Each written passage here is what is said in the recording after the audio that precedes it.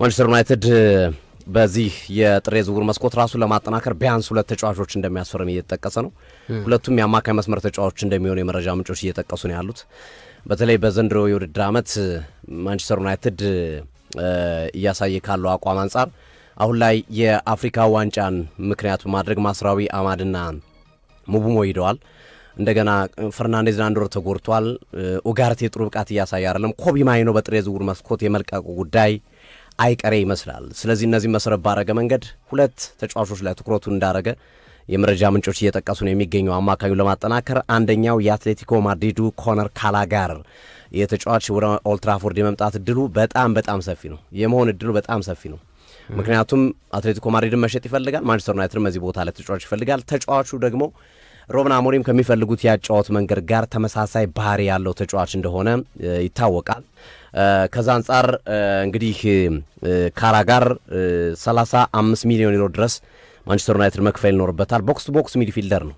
ላይክ አሰልጣኝ ሩበን አሞሪም የሚፈልጉትም እንዲህ አይነት ተጫዋች ነው። እንደ ባሌባ አይነት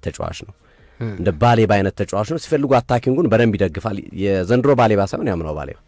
የዘንድሮ ባሌባ የለበትም። ማንቸስተር ዩናይትድ ጋር ስሙ ከተያዘ በኋላ ባሌባ እኮ ጠፋ፣ የገባበት ጠፋ ባሌባ። ካላጋር እንደዛ አይነት ባህሪ ያለው ተጫዋች ነው። በጥሬ ዝውውር መስኮት የምትፈልገውን አይነት ኳሊቲ ያለውን ተጫዋች ማግኘታችን ማስቸጋሪ ነው። ጥሬ ዝውውር መስኮት በባህሪው ክለቦች አይለቁልም። ወይ ለአውሮፓ ይወዳደራሉ፣ ወይ ላለመውረድ ይጫወታሉ፣ ወይ ለዋንጫ ይፎካከራሉና አይለቁልም። ጥር አመቱ መጨረሻ ላይ ሲሆን በቂ ጊዜ ስላለ እነሱ ማዛወሩ ስለሚችሉ ቀላል ይሆንላቸዋል። እና እንዲህ አይነት ተጫዋች አታገኝ። ጥሩ ነው። እኔ ካላጋር መጥፎ ዝውውር ነው ብዬ አላምንም ለማንቸስተር ዩናይትድ ከጊዜው ከሁኔታው አንጻር ማለት ነው። ሌላኛው ተጫዋች ሮበን ኔቬስ ነው። ሳውዲ አረቢያ ወደ አውሮፓ መመለስ ይፈልጋል። ፖርቹጋላዊ አማካኝ ሮበን ኔቬስ በ2026 የዓለም ዋንጫም ራሱን ከፍ አድርጎ ለማሳየት በሳውዲ አረቢያ ያለውን ኮንትራትን ሰርዞ የአልኢትሃድን ኮንትራት ሰርዞ ወደ እንግሊዝ የመምጣት ወደ አውሮፓ የመምጣት ፍላጎት አለው። ገና 24-25 ዓመቱ ነው። ሲሄድ 24 ዓመቱ ነበር። አሁን እንግዲህ 25-26 ዓመቱ ቢሆነው ነው። ሮበን ኔቬስ በጣም ጥራት ያለው ተጫዋች ነው። በፖርቹጋል ብሔራዊ ቡድን ስቲል ቋሚ ነው። ከሳውዲም እየተጫወተ ቢሆን ሮበን ኔቬስ እና ሁለቱን ተጫዋቾች በተሻለ አቅም ማንቸስተር ዩናይትዶች ለማምጣት እየሰሩ ነው።